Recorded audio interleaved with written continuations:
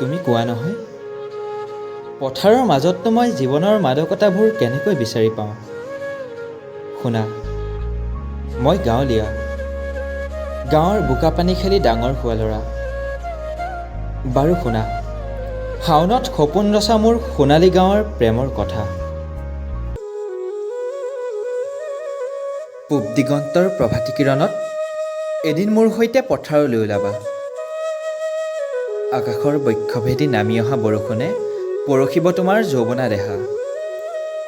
প্ৰকৃতিৰ ৰূপ লাৱণ্যৰে সদ্য যৌৱনা সেউজীয়া পথাৰৰ হাঁহিত উজলিব তোমাৰ অনুভৱৰ বিভূতি। হিৰণ্ময়ী প্ৰভাতৰ সৰগীয় আভাসে আকাশমুখী কৰিব তোমাৰ বিনীত অভিব্যক্তিক। গ্ৰীষ্মবৰ্ষাৰ পৰশে তোমাৰ প্ৰাণত সুষমা ঢালিব। অজানৰ অচিন পক্ষীয়েও মৌসনা মাতেৰে মাতিব। মাটি আৰু মানুহৰ নিবিড় আত্মিক বান্ধোনত নীলাম হ'ব তোমাৰ বিলাসী জীৱন। সেউজীয়া গছৰ শীতল ছায়াত পৰিতৃপ্ত হ'ব তোমাৰ দুপৰৰ ভাগৰ।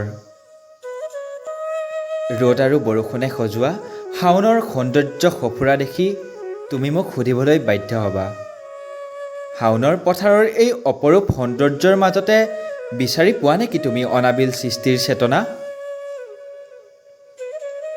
প্ৰকৃতিয়েও পাণ ঢালি যচা সৌন্দৰ্যৰে ভৰ যৌৱনা নদীখনৰ উত্তাৱল ঢৌত কণ কণ শিশুহঁতে সাঁতুৰি নাদুৰি কৰা ধেমালিবোৰ দেখি ভাবিবা, গাঁৱৰ শৈশৱ সঁচাকৈয়ে ইমান চহকী?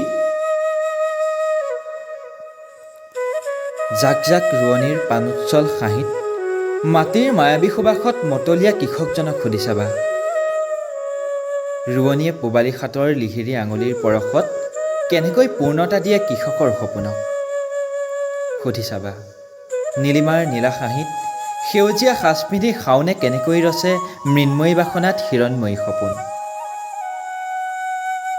ভৰা শাওনৰ ৰ'দে পোৰা দুগালৰ সপোনৰ তুলিকাবোৰ যেতিয়া দেখিবা, শ্ৰান্ত সন্ধিয়াৰ ক্লান্ত দেশত পৰাণ জোৰোৱা পক্ষীৰ শ্ৰুতিমধুৰ কাকলি তেতিয়া শুনিবা।